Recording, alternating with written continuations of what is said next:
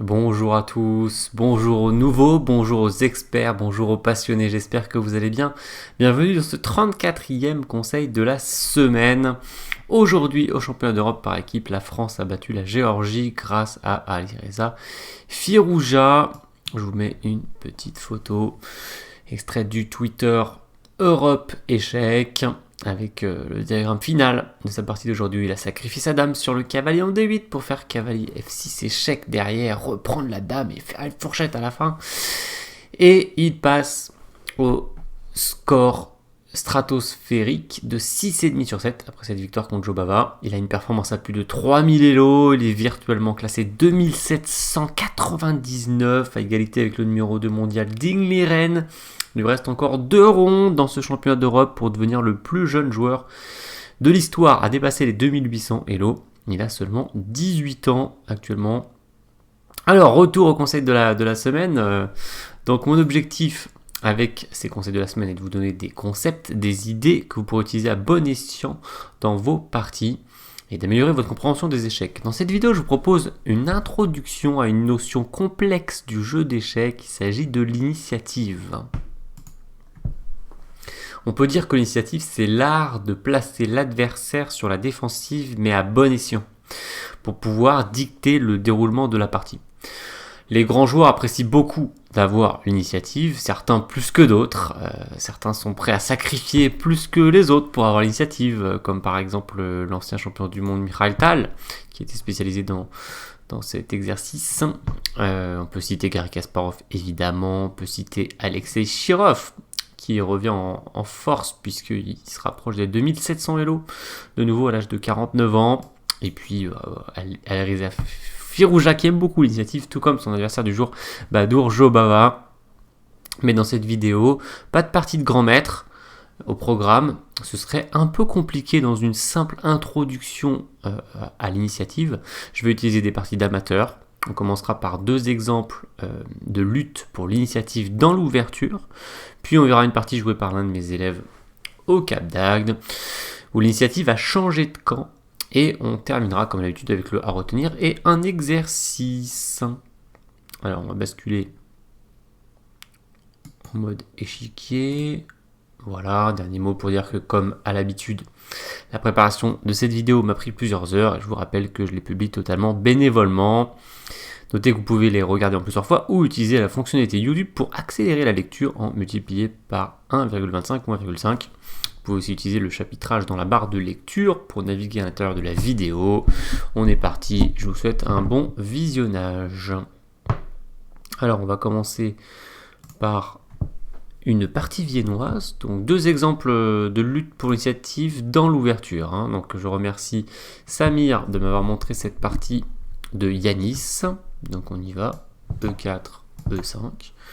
Cavalier C3, une viennoise de la part des blancs. Les noirs répondent cavalier F6. F4 a été joué ici par les blancs. Un coup relativement agressif qui fait penser au gambit du roi. Et les noirs ont joué cavalier C6, qui n'est pas une très bonne réponse. Défend le pion, mais on va voir que c'est pas une bonne idée. Et ce que je peux vous conseiller avec les noirs dans cette position, par exemple, si vous jouez contre une viennoise et que vous jouez cette position, vous pouvez jouer D5, c'est le coup principal. On peut dire d'ailleurs que les noirs, presque ici, luttent pour l'initiative, puisque au lieu de se défendre contre l'attaque des blancs, ils contre-attaquent sur le pion E4. L'initiative, ça peut souvent s'obtenir en contre-attaquant, d'ailleurs. Voilà. Alors, pion prend E5, cavalier prend E4, donc chacun prend un pion et ça continue. Dans la partie du cavalier C6. Alors, question pour vous, comme souvent, vous pouvez vous exercer avec des questions à l'intérieur de la vidéo. Et puis à la fin, il y a un exercice avec les réponses qui sont en lien dans la description. Mais plein de questions pour vous tester dans la vidéo. Voici la première. Donc les noirs ont fait une erreur. Vous avez les blancs. Comment en profiter? Vous pouvez mettre la pause. Alors, c'est vrai que c'est déjà, on peut se dire, comment ça, profiter du coup des noirs, il a l'air tout à fait normal, ils sortent leur deuxième cavalier. Et bien on va détruire le centre, pour ceux qui sont habitués des vidéos de la chaîne.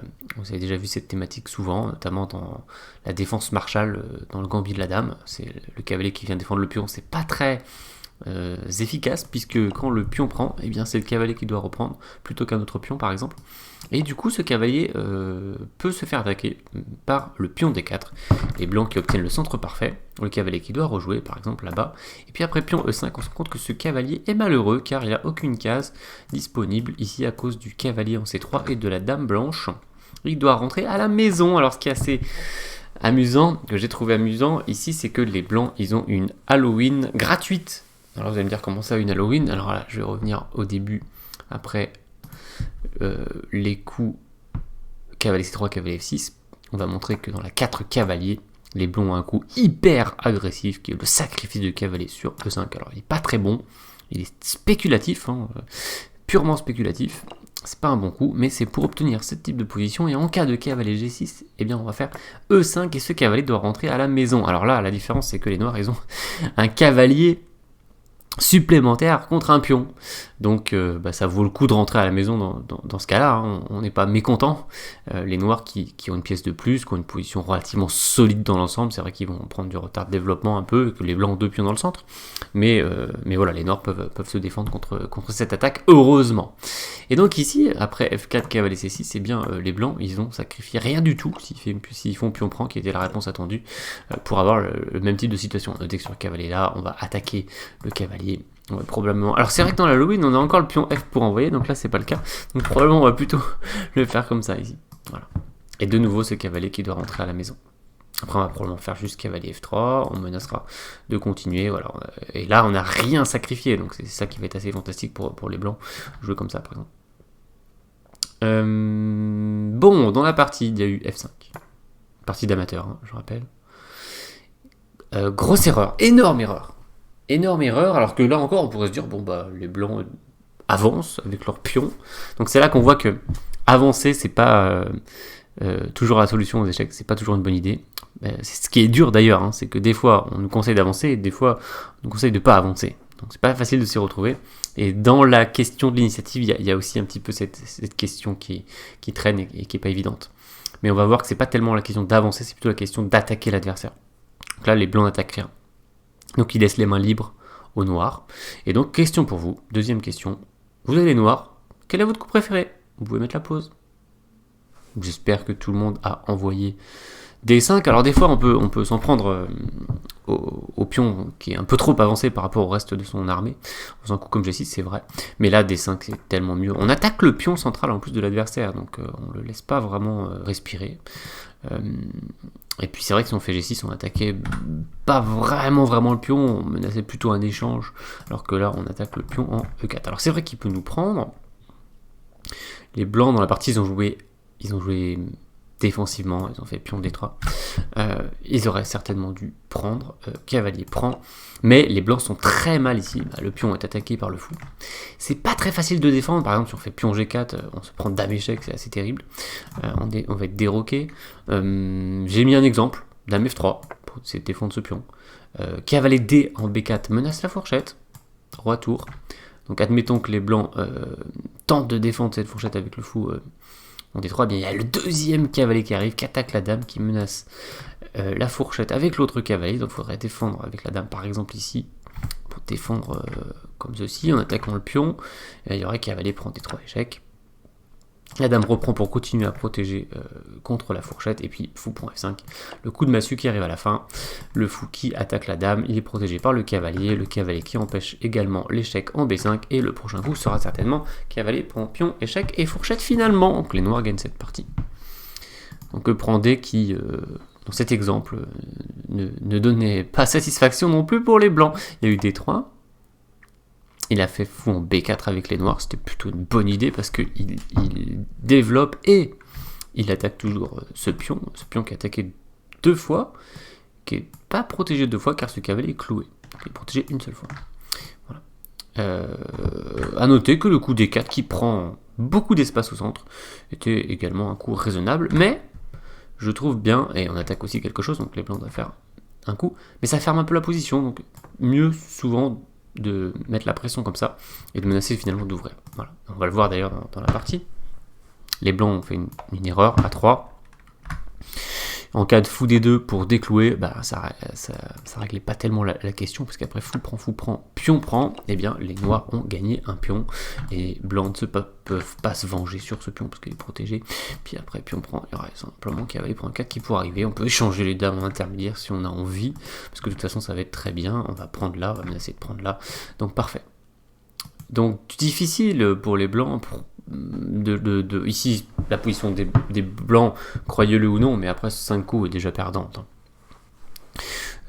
Donc il y a eu A3.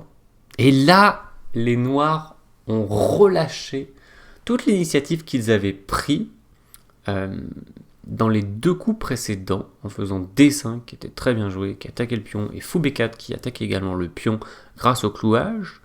Eh bien, ils ont fait cette faute terrible de reculer pour garder le clouage, ce qui, souvent, statistiquement, est plutôt une bonne idée, mais ici, il était temps d'encaisser le matériel en faisant fou prend échec. Alors c'est vrai que j'avais fait cette vidéo, on ne prend pas les pièces clouées, sauf si on a une bonne raison. Et là, on a une excellente raison, c'est qu'on gagne un pion, et un pion très important, le pion du centre. On attaque en même temps l'autre pion là, sur F5.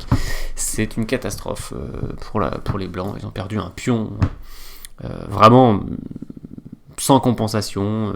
En fait, ils ont perdu un pion et ils ont des problèmes. C'est-à-dire que les noirs ont un pion au centre, les blancs n'en ont pas. Les noirs ont développé 2 cavaliers, les blancs ont développé 0 pièce. Voilà. Les noirs vont roquer dans une seconde, les blancs vont roquer on ne sait pas quand. Voilà. Donc catastrophe. Mais dans la partie, il a joué fou à 5. Et là, les blancs ont profité pour enlever le clouage avec pion B4. Bon, le sacrifice donnerait vraiment rien du tout, puisqu'après prise, les blancs pourraient se déclouer tranquillement, ils auraient une pièce d'avance. Le fou est reparti. Fou en G5.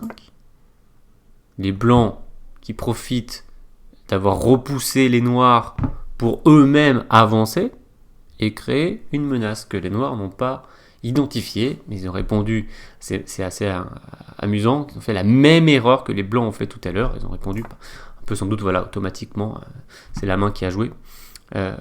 Par le coup H6 pour poser la question au fou. Le fou a capturé.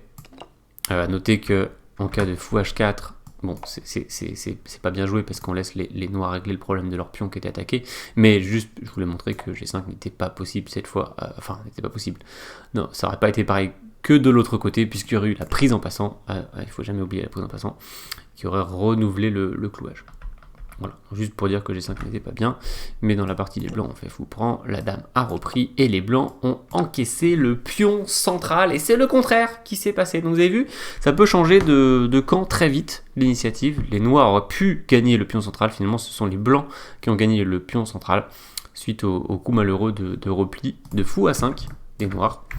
Donc c'est des mécaniques, hein, l'initiative souvent. Aux échecs, c'est-à-dire que quand un joueur va avancer sur son adversaire risque mécaniquement de reculer.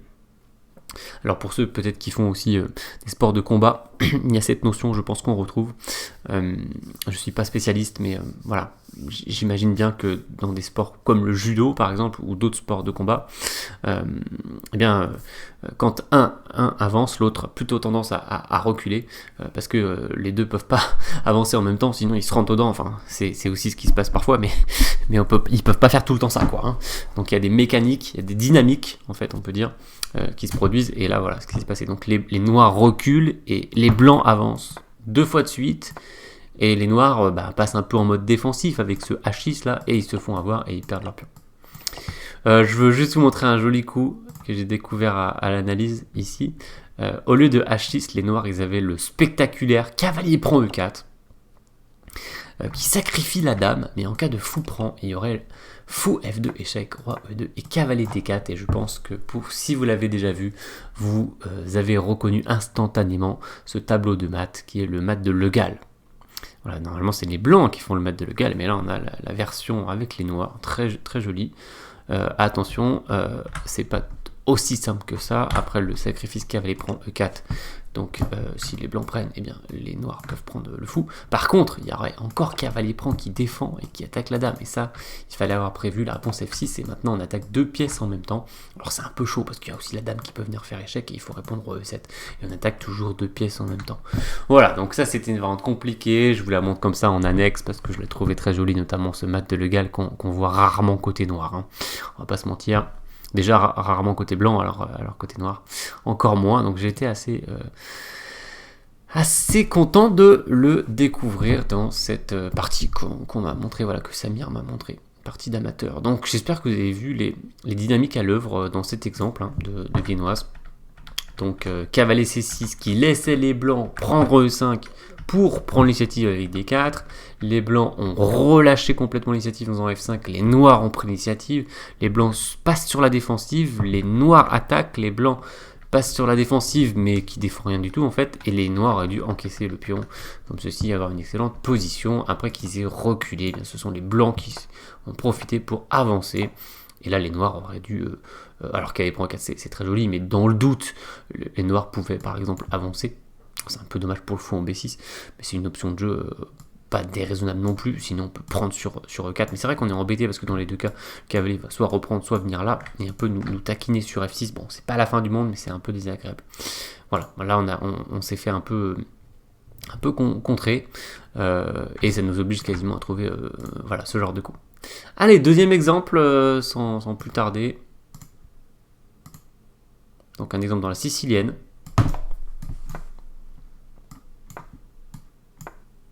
Les blancs qui ouvrent, sicilienne ouverte. Et les noirs qui jouent E5. Il s'agit de la sicilienne Kalachnikov. Et c'est une famille de sicilienne où le pion va sur E5 et donc abandonne les cases D5 et D6. Le contrôle définitif de ces cases n'est plus possible du côté des noirs par le moindre pion. Et donc ça a des grandes conséquences sur la partie. Alors, c'est une question ici, qu'est-ce que vous choisissez si vous avez les blancs? Voilà, votre cavalier est attaqué, donc vous avez une décision à prendre et à son sujet. Et je vous invite à mettre la pause pour choisir votre coup. Alors, si vous êtes un habitué de la théorie des ouvertures, vous connaissez peut-être le coup de la théorie ici. Mais on va s'intéresser au coup d'amateur avant de voir le coup des maîtres. Donc je vais d'abord montrer plusieurs coups d'amateur. Alors un des coups qui est beaucoup joué sur internet, c'est cavalier prend en C6. C'est joué je crois plus de 25% du temps sur internet, toutes parties confondues. Qui est une petite erreur puisque les noirs ramènent leur pion près du centre et voilà, ils sont déjà en position d'avancer pour essayer de tenir le centre parfait de pion au centre. Ils ont aussi récupéré la colonne pour la tour qui peut être bien utile. Et voilà, c'est tout de suite relativement confortable pour les noirs qui espèrent voilà, jouer de cette façon-là. Donc ça c'est une erreur qui est fréquemment commise. Une autre erreur qui peut arriver, c'est cavalier F5, on se dit qu'on avance et que c'est plutôt intéressant, et en fait on se fait contrer par le coup des 5, donc c'est assez... ça fait un parallèle avec l'exemple de la viennoise. Dans la viennoise, on fait aussi le coup des 5, et là, il y a autre chose, c'est que le fou, maintenant, on met une pression sur le cavalier, donc si le pion venait à prendre, le fou pourrait prendre, puis après le pion devrait prendre le cavalier, mais il y aurait échec, les blancs seraient déroqués, ce serait un petit peu désagréable pour eux. Voilà, donc T5, un bon coup qui attaque le pion central, qui soutient le cavalier, qui est sous pression par le fou. Donc c'est agaçant pour les blancs. Et puis les autres coups qu'on peut rencontrer côté amateur, qui sont différents du coup des maîtres, c'est le retour naturel du cavalier sur sa case habituelle en F3, ou bien dans la même un peu idée, cavalier en B3. Juste on est un peu plus loin du centre. Donc nous on va regarder cavalier F3, et là les blancs relâchent l'initiative et les noirs peuvent en profiter pour prendre un avantage. Alors on est seulement au 5e coup de la partie, et avec cette petite imprécision, voilà, typique des parties d'amateurs, hein. Pour la petite info, le coup des maîtres ici, il le joue à 97% du temps dans les parties de maîtres. Voilà. pour l'instant on ne l'a pas cité, je pense que vous l'avez deviné. Donc cavalier F3, notez que cavalier E2 serait la dernière option de déplacement qu'on n'a pas cité pour les amateurs, et ça bloquerait le fou, c'est un peu dommage. Donc le cavalier n'attaque pas le pion, puisqu'il est protégé. Du coup, les noirs sont libres d'attaquer, et ils vont prendre l'initiative en faisant cavalier F6, attaque le pion, donc ça place les blancs sur la défensive. Les blancs, jouent cavalier C3, je reviendrai tout à l'heure sur le coup fou C4. Donc ils défendent, certes, et les noirs développent en clouant, et ils menacent de gagner le pion de nouveau. Et donc si les blancs se mettent sur la défensive avec un coup comme fou D3, il peut y avoir le coup D5 qui arrive. Voilà. Donc les noirs qui avancent 3 fois de suite, cavalier F6, fou B4, qui se développe, qui avance au centre, que des coups très très conseillés. Donc regardez les noirs qui ont 2 cavaliers, un fou sorti, 2 pions qui arrivent au centre. Donc on menace d'éliminer le cavalier, enfin, surtout par exemple si les blancs roquent. On élimine le cavalier, puis après on fait pion prend fourchette. Voilà. Donc on menace de gagner une pièce, donc les blancs qui vont probablement prendre. On peut prendre de la dame parce que de toute façon le cavalier est cloué. Après le petit roc, par contre, on va devoir se débarrasser du cavalier qui attaque notre dame. Puis on prend, et ici on peut faire un coup très simple avec les noirs, ce serait fou G4. Les noirs auraient une meilleure position. La structure des noirs est meilleure, ils ont un pion au centre. Donc là, c'est satisfaisant, ils vont ranker dans une seconde probablement. Ouais, je me disais que fou A3 pouvait retarder le roc, mais il y a éventuellement grand roc qui serait peut-être pas un scandale non plus. Juste pour vous montrer une petite tactique qui est sympathique, c'est-à-dire que les noirs peuvent pas faire le coup de fourchette ici. Alors petit exercice bonus pour vous, vous pouvez mettre la pause, comment les blancs profitent de cette erreur des noirs.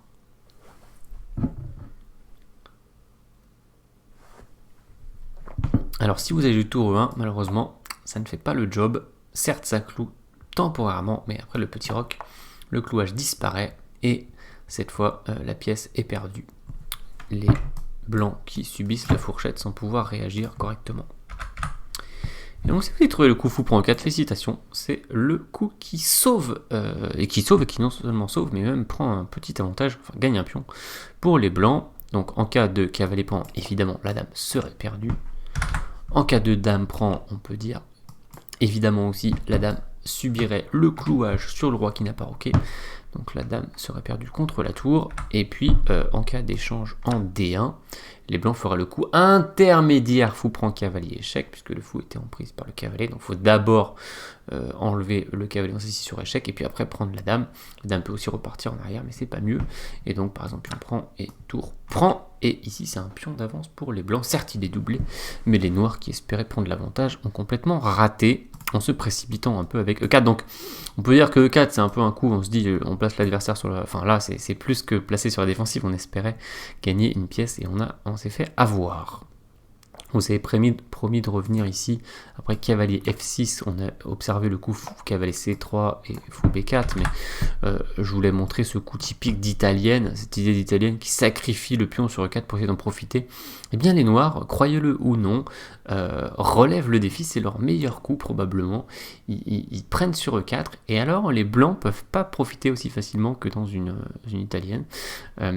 Déjà s'ils font dame D5 en espérant faire la double attaque, bon au pire il y aurait cavalier D6 pour défendre, c'est vrai que les blancs pourraient faire cavalier pour E5, mais il y a beaucoup mieux ici, il y a dame échec. Voilà, c'est la différence entre une italienne et une sicilienne, hein. Dans une sicilienne il n'y a pas de pion en C7, donc la dame peut venir faire échec sur A5 pour enlever cette double attaque qui parfois peut gagner un cavalier, hein. Mais ici on s'en sort par l'échec. Et en cas de fou prend F7 échec, qui est la deuxième façon d'essayer de profiter de cette situation, avec la double attaque dame sur roi cavalier, eh bien, le roi s'en va, la dame prend, et regardez ce qui se passe. Les noirs s'emparent du centre parfait, donc même s'ils sont déroqués, ils ont la paire de fous, ils ont un très bon centre, et c'est eux qui prennent l'avantage. Juste petite parenthèse sur fou C4. Voilà, et bien on a observé tout à fait les autres coups que le coup des maîtres, et il est temps pour nous de dévoiler le coup des maîtres qui est cavalier B5, un coup qui garde l'initiative pour les blancs en créant une menace stratégique, cavalier D6 échec, qui va aboutir soit au roi noir déroqué, ce serait un avantage pour les blancs, surtout avec les dames encore sur l'échiquier, soit à l'échange fou contre cavalier. Alors notez d'ailleurs que ça existe, hein, rentrer volontairement de cette variante existe, mais n'a pas très bonne réputation.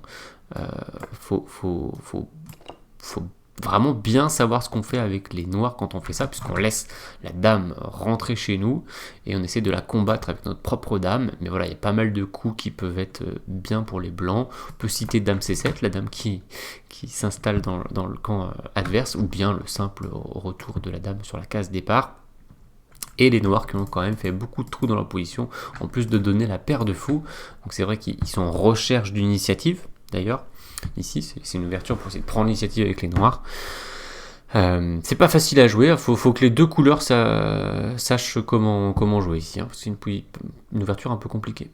Voilà. Mais juste pour dire que sur le principe, ça favorise les blancs stratégiquement. Voilà. D'ailleurs, on voit pas beaucoup des parties de grands maîtres avec cette variante côté noir. Et donc, devant cette menace de cavalier échec, eh bien, les noirs d'habitude se place sur la défensive avec pion D6, donc le pion est protégé 2 fois, donc il n'y a pas de problème, et il projette de repousser le cavalier par pion A6 dans la foulée. Voilà, petite parenthèse pour dire que si les noirs tentent de lutter pour l'initiative, c'est vrai que les blancs ne peuvent pas forcément mettre ici à exécution leur menace de cavalier D6, c'est leur pion qui est en E4 qui est attaqué, mais ils vont faire fou G5. Clouage, et là si les noirs se placent trop sur la défensive, enfin voilà, c'est difficile aux échecs de faire un mélange d'offensive et de défensive, hein. Quand on part dans une direction, en général il faut essayer de s'y tenir, mais en tout cas il y a une direction que je vous conseille pas, c'est de rester toujours défensif. Voilà, c'est difficile aux échecs de jouer comme ça, de bien jouer. Donc fou prend, et si fou prend cavalier échec des rocs, si puis on prend, on peut soit faire un cavalier échec qui est relativement logique, soit carrément jouer comme ça. Et en cas de D6, et bien cavalier là, et il y a les deux cavaliers qui arrivent, qui débarquent pour créer cette menace. Oh, c'était une parenthèse sur cavalier F6 ici, après cavalier B5. Et donc cavalier B5 est le coup joué 97% du temps par les maîtres avec les blancs. Et donc c'est là qu'on voit qu'ils sont concentrés sur ne pas laisser l'initiative à l'adversaire, mais plutôt prendre eux-mêmes l'initiative. Donc après pion D6, les blancs qui ont les mains libres maintenant pour faire ce qu'ils veulent. Donc ils peuvent faire cavalier 1 en C3, et en cas de cavalier F6, cette fois, c'est eux qui ont les mains libres encore une fois. C'est pas eux qui se font attaquer le pion, ils ont déjà défendu à l'avance. Du coup, ils ont le choix entre clouer, et ici on est sur une grande variante qui s'appelle Sveshnikov, ici d'ailleurs, ou bien jouer la variante qu'on a beaucoup vue dans le dernier championnat du monde, Caruana Carlsen, avec cavalier D5, qui menace la fourchette en C7, donc c'est coup d'initiative pour les blancs. Les noirs n'ont pas le temps de prendre le pion sur le 4, sinon ils seraient fourchettés.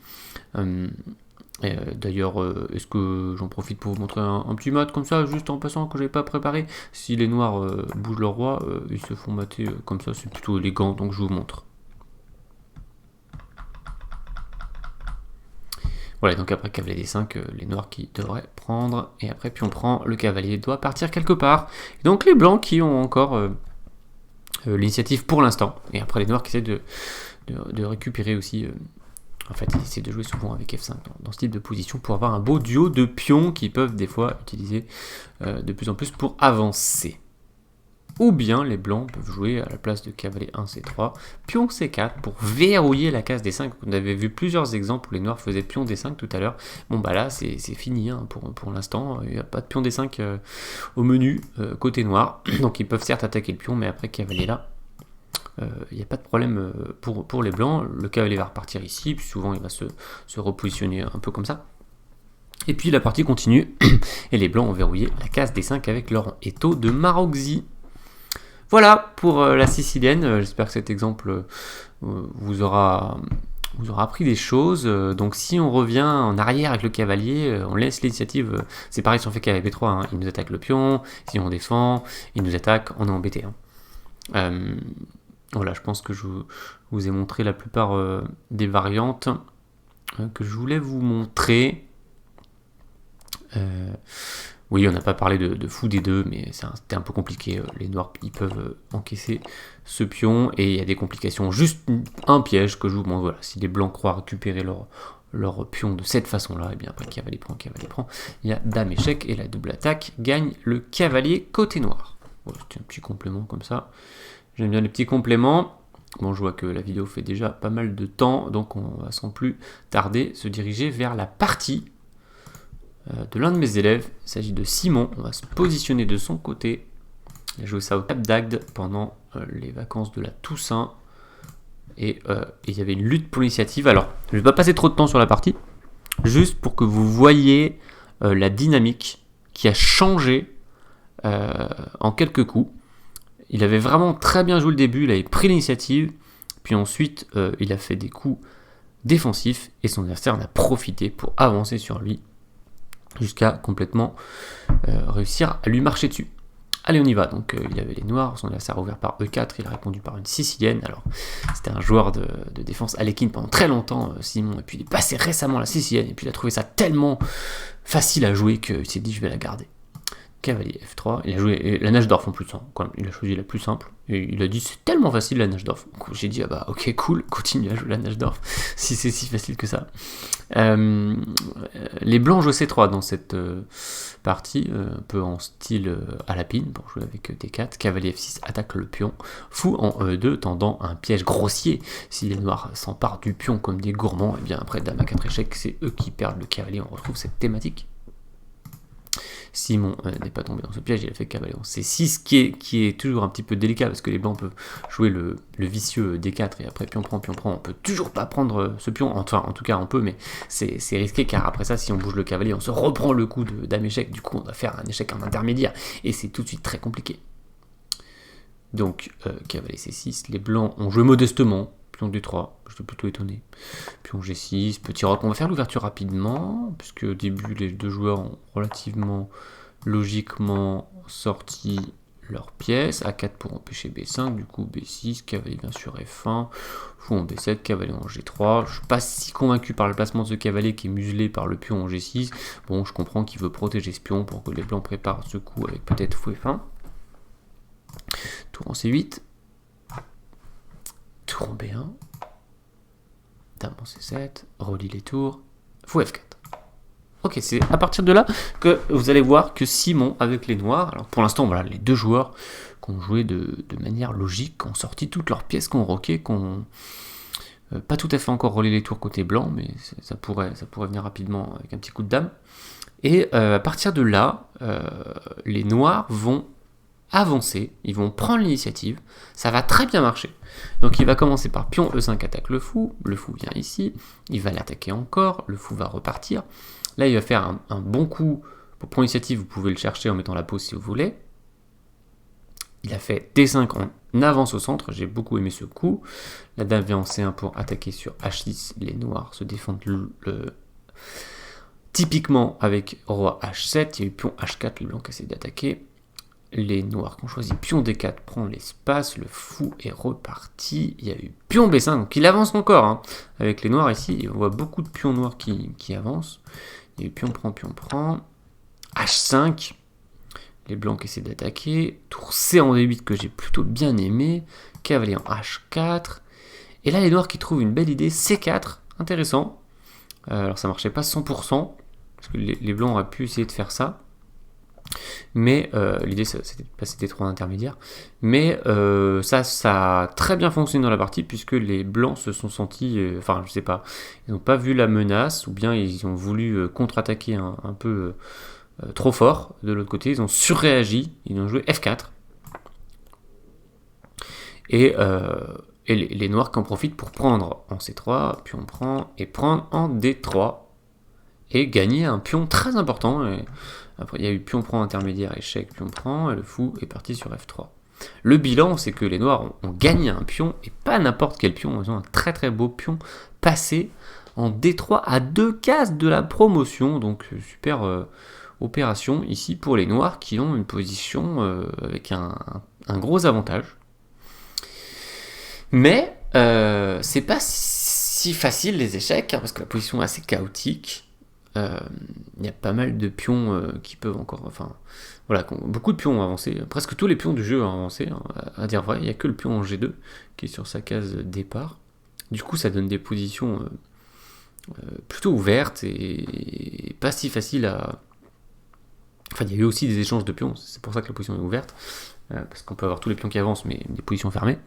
Mais les échanges plus beaucoup de pions qui avancent, ça a libéré beaucoup de cases, et il reste encore il reste toutes les pièces sur l'échiquier, donc c'est potentiellement compliqué. Et il faut prendre une décision ici avec les noirs. Position n'est pas simple, donc exercice un peu plus dur pour vous. Qu'est-ce que vous avez envie de jouer avec les noirs dans cette position? Vous pouvez mettre la pause pour décider. Alors c'est pas facile du tout. Dans la partie, Simon, il a commencé à avoir peur de se faire attaquer son roi, parce qu'il y a quelques pièces blanches qui sont pas loin, et il a commencé à jouer des coups défensifs, comme Dame F7. Alors, dans le doute, on pourrait jouer Fou-A6 pour protéger ce pion qui est attaqué. C'est pas un coup très beau, mais on a tellement un bel avantage ici d'avoir encaissé un pion net et d'avoir un beau pion passé, qu'on peut se permettre de faire un coup un peu moins beau pour une fois, et puis voir ce que les blancs vont faire, parce que les blancs n'ont pas grand chose à faire, à dire vrai. C'est pas la meilleure façon de jouer. Alors la meilleure façon de jouer, je sais pas si vous l'avez trouvé, elle était pas simple, c'est de prendre sur F4. Alors l'idée, c'est de dire que si on est mieux, si on est bien placé avec nos pièces, etc., on a plutôt envie d'ouvrir les positions pour en profiter.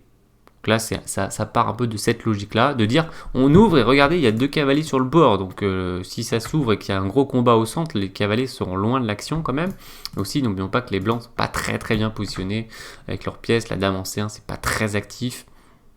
Donc, ça pourrait s'ouvrir au noir. Alors, par contre, on pourrait se dire, mince, on se fait attaquer la dame, et ce qu'il fallait se dire, c'est que ce coup était très bon. Alors, c'était loin d'être simple, encore une fois, de juger que cette position avec l'autoclouage, parce qu'on s'autocloue, était bonne pour les noirs. Alors, quand vous vous autoclouez, vous devez vous dire, est-ce qu'une pièce blanche va attaquer ce cavalier? Et il y en a presque aucune, à part effectivement la tour qui peut venir l'attaquer immédiatement. Et là, on peut se dire, cette variante n'était pas bonne, parce qu'après tour prend, on n'est pas bien. Et là, il fallait avoir vu deux possibilités. Donc soit très calmement, on va reculer le cavalier, alors on pourra peut-être le reculer à d'autres endroits, mais c'est si on veut consolider à fond le pion sur H6, comme ça le fou défend. Voilà, maintenant on réveille la tour aussi, ce qui fait qu'elle a une pression sur le fou, et donc à des moments, on peut avoir l'idée de prendre ici pour prendre là-bas. Il faudra juste calculer des choses comme ça. En tout cas, ici, la position des noirs est excellente. On peut faire un coup intermédiaire aussi à un moment, par exemple. Donc ça, c'est une possibilité. Et il y a beaucoup plus simple, enfin, plus direct, en fait, et c'est ce qui montre que la position des noirs était très bonne, c'était D2, fourchette. Donc, tu es obligé de prendre, et fourchette. Et c'est fourchette, et puis alors il y en a de partout, parce qu'on attaque là, et en plus, on peut prendre là-bas, puis après prendre là-bas. Donc les noirs qui gagnent ici dans cette variante, qui attaque un peu tout. Difficile de voilà. C'est tactique, fallait se juger que cette position était bonne pour les noirs. Alors heureusement, il n'était pas obligé de trouver cette variante un peu compliquée. Donc après fou F3, il a joué dame F7. Ok, en fait sa position est tellement bonne que c'est pas juste avec un coup passif que soudainement ça va se retourner. Les positions où ça se retourne, c'est quand c'est plutôt serré, en général. Bien qu'on avait vu dans notre tout premier exemple que le malheureux fou A5 avait fait passer une position qui était vraiment excellente à pas très clair, obligé de trouver des coups comme cavalier prend 4. Mais sinon sur le principe, quand on a vraiment une position qui dans l'ensemble est très bonne, comme c'est le cas des noirs ici, on peut comparer, d'ailleurs ici on peut dire que les noirs ils ont les fous plutôt mieux placés que ceux des blancs, ils ont les cavaliers mieux placés que ceux des blancs, ils ont les tours mieux placés, ils ont un pion passé, donc ils ont le roi ça va, enfin c'est correct quoi, enfin, le roi blanc c'est moyen, donc en tout cas c'est pas mieux que le roi noir, donc tous les indicateurs sont verts pour les noirs, et donc ça va être rare dans ces situations là que une ou deux imprécisions nous coûtent trop cher quoi. Donc dame F7 c'est pas super mais ça va encore, donc les blancs prennent ce pion, et le problème ça va être la répétition des coups passifs de la part des noirs. Il y a eu tour F8 voilà, qui défend le pion, qui était attaqué 2 fois certes, mais c'est purement défensif. On pouvait attaquer la tour, alors il fallait juste voir un petit truc, là c'était beaucoup plus facile à voir que tout à l'heure, c'est que si il nous attaque avec un coup comme ça, eh bien on va utiliser le clouage avec Dame A7 sur le roi en G1, c'est là qu'on voit que le roi en G1 était pas très bien placé, et si les blancs défendent avec leur fou, qui est quasiment le seul coup raisonnable, bien on a ce fameux coup de fourchette D2, donc le pion passé qui est utilisé aussi de manière tactique, hein, ici comme vous voyez depuis tout à l'heure, qui va gagner la partie. Si la tour repart ici, bien on va pouvoir prendre sur F4, et après on va pouvoir enlever le cavalier, le fou est attaqué par la dame et la tour va devoir repartir, on va faire par exemple ce coup, et regardez cette position de ref pour les noirs, toutes les pièces très très bien placées, le cavalier qui rayonne en E5 sur la case forte, le fou qui est prêt à intervenir, qui peut venir par exemple ici, qui défend son pion passé, toutes les pièces travaillent très très bien, les deux tours travaillent très bien, et les blancs c'est très en retrait et on ne sait pas trop ce qu'ils attaquent. Voilà, donc un coup, alors vous voyez, la dynamique c'est quoi? C'est, ok on a fait Dame F7 qui était défensif, mais on rebascule sur un coup d'attaque. Et comme on avait une bonne position, ça se passe bien. Bon, tour F8 de la part des noirs, F5, ok, G5, donc déjà il y a un cavalier qui débarque sur G6, c'est pas trop la joie. Et là, les noirs qui restent dans leur dynamique défensive malheureusement, et en faisant fou à 8. Et là, ça va commencer à faire un peu trop. Pareil, si on veut essayer parce que là, voilà, plus on va reculer, et plus l'adversaire va avancer sur nous. C'est exactement ce qui va se passer dans cette partie. Donc à un moment, il faut arrêter de reculer, il faut faire un pas en avant, quoi, pour lui montrer qu'on est là, quoi, qu'il n'avance pas comme il veut, quoi. Donc fou à 6, c'est un pas en avant, allez, qu'est-ce que tu fais avec ta tour? Donc on a toujours l'idée, voilà, tour B6, Dame A7, bon, faut voir aussi un peu quelques géométries, hein, comme cette horizontale, combinée avec la diagonale. C'est un jeu très géométrique, hein, pour repousser, pour essayer de faire reculer un peu cette tour, quoi, voilà. Tour qui ne peut pas aller où elle veut. Fou à 8, on n'est pas dans la même dynamique, hein, comme vous voyez. Donc, et les blancs avancent. Voilà, vous voyez, c'est des dynamiques. C'est assez mécanique. Hein. S'il voit un recul, on recule, il dit ah bah j'avance finalement. Donc là, il y a eu tour en C8 qui crée une petite idée, mais c'est un peu modeste. La dame se décale, ça enlève l'idée. Elle se rapproche un peu du roi noir. Cavalier D7, c'est très défensif tout ça. Voilà, donc pareil, si on veut faire un pas en avant pour lui montrer qu'on est là, plutôt aller vers un coup comme Dame C4. La dame qui avance, alors c'est pas l'attaque incroyable, hein, je vous l'accorde, mais juste encore une fois, on s'en prend à cette tour pour qu'elle arrête, pour qu'elle rentre chez elle, quoi. Hein. Allez, rentre chez toi. Et puis après, quand l'adversaire commence à reculer, peut-être nous aussi, on va pouvoir avancer de nouveau. On va partir du cavalier D7. F2, une idée de passer la tour sur H, plutôt original, mais c'était pas la meilleure. Cavalier F8, cavalier prend en G7, la disparition du fou, une mauvaise nouvelle pour le roi. Dame prend, ah non, il y a eu roi prend, fou H5, et là on est embêté, parce qu'il y a le fou qui vient sur la diagonale de la dame et la tour. Donc il y a eu tour au 6, voilà l'ordinateur qui tente de se débattre avec un coup actif comme Dame A2. Alors là, on attaque pas grand-chose, mais on avance au moins, et on vient dans le camp de l'adversaire. Ça peut lui faire peur aussi, c'est psychologique aussi, ces histoires d'avancer, reculer. Hein.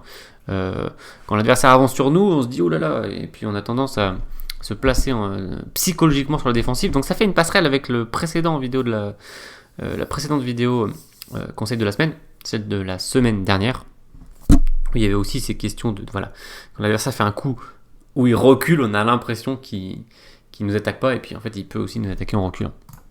Donc il y a eu tour aussi sur la partie qui joue sur le clouage vertical de la colonne F, donc le pion ne peut pas prendre la tour, mais le roi se décale, il attaque la tour est obligée de se décaler, et du coup les blancs qui attaque la dame 2 fois, donc la dame qui vient sur F6, dommage, encore une fois, faut pas se laisser faire, hein. Donc si on se prend un coup, on n'est pas content, on perd un pion, mais essayons plutôt de se mettre en face de son roi qui s'est mis sur G3 pour trouver des petites idées. C'était la dernière chance, oups, après dame F6, cavalier G4 attaque la dame s'en va, dame B3, regardez comme les blancs maintenant vont avancer, créer une menace ici sur F7, la dame défend, roi H3, voilà la dame qui s'est mise en face, donc le roi se décale tranquillement, les noirs qui essaient de se défendre, et regardez les pions qui partent là, pion pastellier, soutenu par la tour, et regardez les pièces blanches en fait, juste à quel point elles ont avancé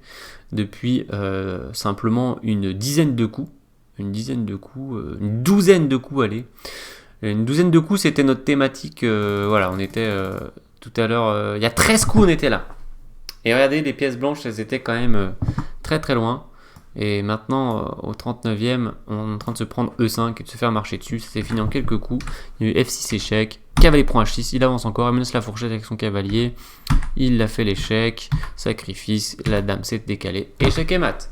Voilà pour cette partie. J'espère que vous avez senti, même si la partie n'était pas académique et elle n'était pas simple, mais j'espère que vous avez compris quand même ces dynamiques d'initiative. Voilà, et vous avez vu que en fait pendant 25 coups, les noirs ont avancé, ça a super bien marché pour eux, et après ils ont commencé à ne plus avancer et à faire soit des coups horizontaux ou bien en arrière. Le fou a reculé, le cavalier a reculé.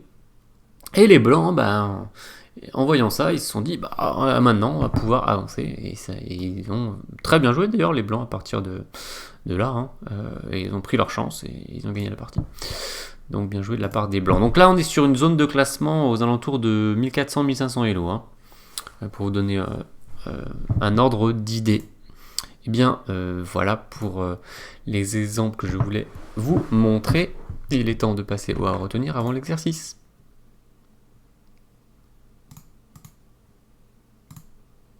Alors, l'initiative, une notion vraiment complexe, hein, donc c'est une introduction.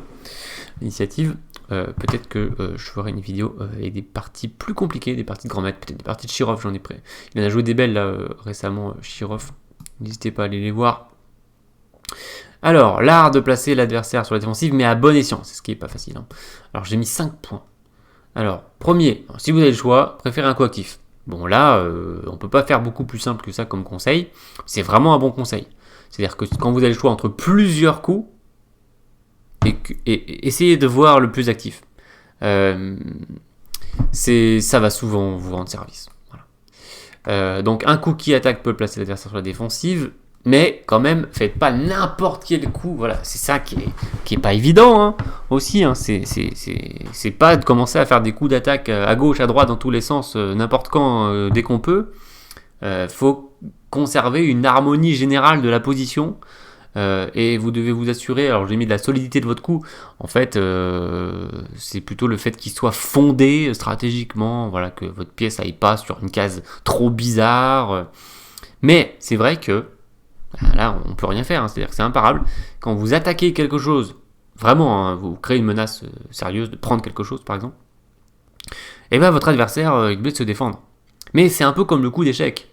Tous les joueurs qui aiment bien faire échec parce que ça fait échec, vous devez malgré tout vous dire, est-ce que ce coup me rend service ou pas ? Pas juste le faire parce que ça fait échec. Les coups d'initiative, c'est la même chose. Hein. Ne faites pas une attaque juste pour le principe, pour le plaisir d'attaquer. Vous devez comparer.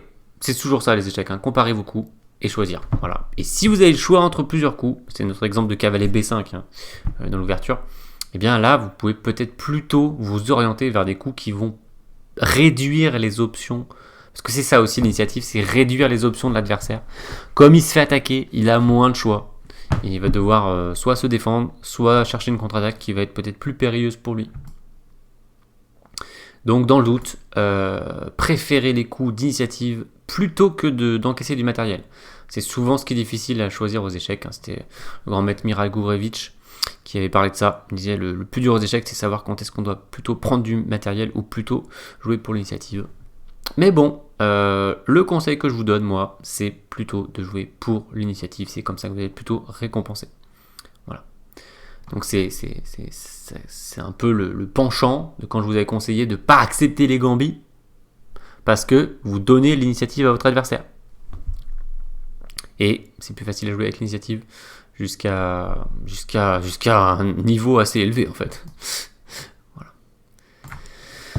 Alors voilà, pour rebondir sur ce que je disais tout à l'heure, l'initiative s'appuie généralement sur une position saine. Hein.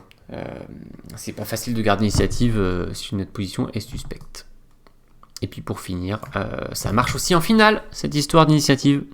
Et ça rebondit totalement sur ma vidéo du mois d'octobre au sujet de l'activité dans les finales de tour. Donc roi actif, tour active, plus important souvent que s'accrocher à un pion. Voilà, par exemple.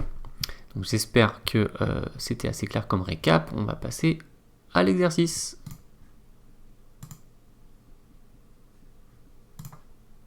Petit exercice toujours. Hein. Alors, la question m'avait été posée dans les commentaires de la semaine dernière. Les réponses ne sont pas à l'intérieur de la vidéo, mais elles sont dans le lien que vous avez dans la description. Vous avez les réponses la semaine, juste je les mets la semaine d'après. En fait, pourquoi je fais ça? C'est pour vous obliger à chercher. Voilà, parce que je sais que si je mets la réponse directement, eh bien, il y en a plein qui vont être tentés de regarder directement la réponse. Je dis pas que c'est mal, mais je trouve ça un peu dommage. Voilà. Alors, E4, C5, cavalier F3, E6. Donc, on est sur une lutte pour l'initiative dans l'ouverture. Donc, c'est vrai que c'est passionnant aussi d'étudier plein d'ouvertures sous cet angle-là de l'initiative. Alors, T4, pion prend, cavalier F6. Donc les noirs qui attaquent le pion. A noter que les blancs ne peuvent pas faire pion E5 pour attaquer le cavalier parce qu'ils se prennent le coup classique dame à 5 échecs. Alors ça, on l'aura vu plusieurs fois hein, dans cette vidéo. Qui gagne le pion. Donc ça c'est bien connu. Donc les blancs ont joué cavalier F3, C3 et fou B4 de la part des noirs. A noter que c'est pas le coup le plus rencontré dans cette position, même s'il a une apparence logique. Les noirs font plutôt soit la sicilienne Shevnag en faisant pion D6, donc le petit centre, soit cavalier C6 qu'on peut appeler la sicilienne des 4 cavaliers. Les 4 cavaliers sont sortis. Et on peut éventuellement revoir le coup cavalier B5 ici, qui arriverait. Mais la question pour vous, dans cet exercice, c'est que faire sur fou B4. Alors fou B4 qu'on appelle, il me semble, la variante de clouage, en tout cas en anglais, c'est comme ça qu'elle s'appelle. Je ne suis pas sûr si on l'appelle vraiment comme ça en français, mais ma foi, on peut reprendre l'appellation, je ne suis pas sûr qu'il y en ait d'autres. Et donc, que faire contre cette variante de clouage? Fou B4, vous avez les blancs, c'est ça votre exercice. Vous avez les blancs et vous devez décider comment réagir à ce coup fou B4. Voilà, donc vous avez une semaine pour peser le pour et le contre, et puis ensuite vous pourrez aller consulter la réponse dans le lien qui est dans la description. Et puis vous pouvez aussi, n'hésitez pas à parler entre vous, à discuter entre vous dans les commentaires de qu'est-ce que vous feriez, etc. Ça peut être plutôt sympa. Et bien voilà, c'est terminé. Est-ce que je peux rebasculer par exemple là-dessus pour la conclusion? Voilà, ça me paraît pas mal comme écran pour conclure. Donc cet épisode sur introduction à l'initiative est terminée. J'espère qu'il était assez clair, qu'il vous aura appris des choses. N'hésitez pas à me le dire en commentaire et à laisser un pouce bleu, à vous abonner à la chaîne si ce n'est pas déjà fait. Je vous invite plus particulièrement à la partager sur vos réseaux sociaux pour qu'elle profite au plus grand nombre, car c'est mon objectif. Et pour l'instant, il est moyennement rempli. Voilà, donc ceux qui ne partagent pas parce qu'ils veulent garder les conseils de la semaine pour eux, je vous vois. Hein. Il est encore temps de vous rattraper, hein, de faire preuve d'altruisme. Et puis si vous voulez soutenir la chaîne, vous avez aussi un lien Tipeee dans la description. Je remercie les tipeurs. Notez que pour des petits tips de 5 €, vous avez le droit à une masterclass ou plusieurs. D'ailleurs, je vais mettre à jour bientôt la liste des masterclass, je vais en rajouter quelques-unes. Et donc, pareil, vous avez la liste des masterclass en lien dans la description. N'hésitez pas à ouvrir la description pour voir tous les liens. Il y a plein de liens intéressants, notamment il y a, je pense, le grand lien avec plein de conseils. Ma grande page de conseils. Voilà, merci de votre écoute. Je vous dis à très bientôt et d'ici là, portez-vous bien. Ciao, ciao!